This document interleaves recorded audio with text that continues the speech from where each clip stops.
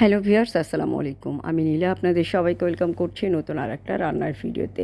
আর আজকে আমি রান্না করব ডিম দিয়ে আলু দিয়ে মুসুরির ডালের একটা বড়ার একটা তরকারি। তো এটার জন্য আমার যা যা ম্যাটেরিয়াল লাগবে আমি সব কিছু রেডি করে নিচ্ছি। ডিমে আলু সিদ্ধ করতে দিয়েছি।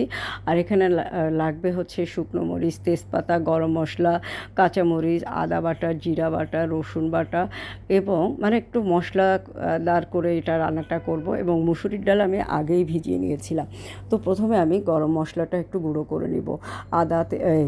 তেজপাতা, শুকনো মরিচ এবং দিব হচ্ছে গোটা গরম মশলা দিয়ে পেস্ট করে নিয়েছি। আর এটা হচ্ছে টমেটোটাও পেস্ট করে নিলাম।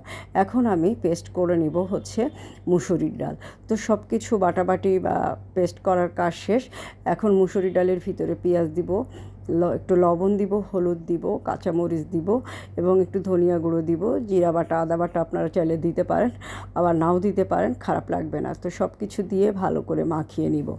মাখিয়ে নিয়ে এবং ডিমটাতেও কিন্তু একটু লবণ, হলুদ আর শুকনো মরিচের গুঁড়ো মাখিয়ে নিব।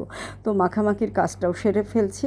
আর আজকের রান্নাটা কিন্তু খেতে ভীষণ টেস্টি হবে। আমি ভোকালটা দিচ্ছি রান্না খাওয়ার পরে, যার কারণে বুঝতে পেরেছিলাম খাবারটা অনেক মজা হয়েছিল। তো ডিমেও লবণ, হলুদ, শুকনো মরিচের গুঁড়ো আমি মাখিয়ে রেখে দিচ্ছি। এখন কড়াইয়ে তেল দিয়ে মুসুরি ডালের বড়াগুলো ভেজে নিব। আর বড়াগুলো একটু বড় বড় সাইজ করেই ভাজবো, কেননা এটা একটু দেখতে বড় লাগবে। এক পিস খেলেই হয়ে যাবে, এক পিস ডিম, এক পিস আলু এবং একটু এক পিস বড়া খেলেই হয়ে যাবে। তো বড়াগুলো আমি খুব কড়া করে ভাজা করব না, মোটামুটি ভাজা করব। এরপরে আমি ডিমগুলো সব ভাজা করে নিব। একটা ডিম ভেঙে গিয়েছিল, ডিমটা ফাটা ছিল, যার কারণে ভেঙে গিয়েছে।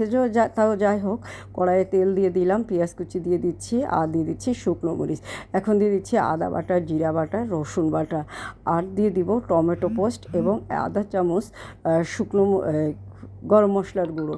তো সব কিছু দিয়ে এখন আমি মশলাটাকে খুব সুন্দর করে ভুনা করে নেব। পরিমাণ মতো লবণ, হলুদ এবং শুকনো মরিচের গুঁড়োটাও কিন্তু দিয়ে দিলাম।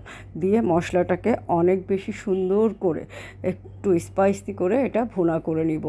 আর দিয়ে দিচ্ছি যেটা আমি গরম মশলা যেটা আগে বাটা করে নিয়েছিলাম বা পেস্ট গুঁড়ো করে নিয়েছি, সেটাও দিয়ে দিলাম। দিয়ে দিচ্ছি সামান্য একটু পানি। মশলাটাকে খুব সুন্দর করে কষিয়ে নিব। মশলাটা কষানো হয়ে গেলে একটু ঝোলের পানি দিব সামান্য করে। দিয়ে পানিটা ফুটে উঠলে এটার ভিতরে আলু যেটা সিদ্ধ করে নিয়েছিলাম সেটা একটু কুচি কুচি করে কেটে নিয়েছি, সেই আলুটা দিয়ে এখন আমি আলুটাকে খুব সুন্দর করে ভুনা করে নিব। এবং খুন্তি দিয়ে আলুটা একদম মানে মাখিয়ে নিব। এই আলুটা একদম মানে আস্ত থাকবে না, যতটুকু সম্ভব গলিয়ে নিব আর কি। তো দেখেন আমি খুন্তি দিয়ে আলুটাও গলিয়ে নিচ্ছি। আর মশলাটা কিন্তু অনেক স্পাইসি হয়েছে, দেখতেই পাচ্ছেন। তো কষানো শেষ। এখন আমি একটু বেশি করে ঝোলের পানি দিয়ে দিব, কেননা বড়া দেওয়ার পরে পানিটা টেনে নিবে। তো ঝোলের পানিটা ফুটে উঠলে এখন আমি ডালের বড়া এবং ডিমটা দিয়ে দিব।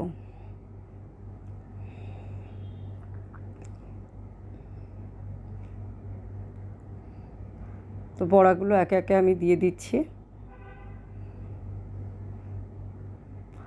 এবং ডিমটাও দিয়ে দিব সাথে।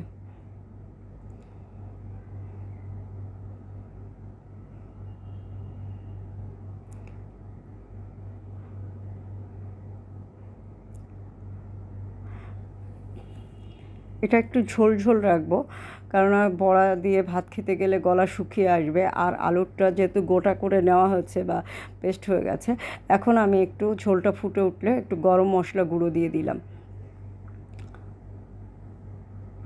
গরম মশলার ভিতরে আমার মেন থাকবে কিন্তু গোলমরিচ, ইলাচ, লবঙ্গ, দারচিনি, তেজপাতা এবং শুকনো মরিচ। এটাকে মিলেই আমি গরম মশলা বলি। এবং এটা পেস্ট করে নিয়েছি, সেই পেস্ট 1 চামচ দিয়ে দিলাম। এখন ঝোলটা গাঢ় হয়ে আসলে নামিয়ে গরম গরম ভাতের সাথে পরিবেশন করব ডিম এবং মুসুরির ডালের বড়ার এই তরকারিটা।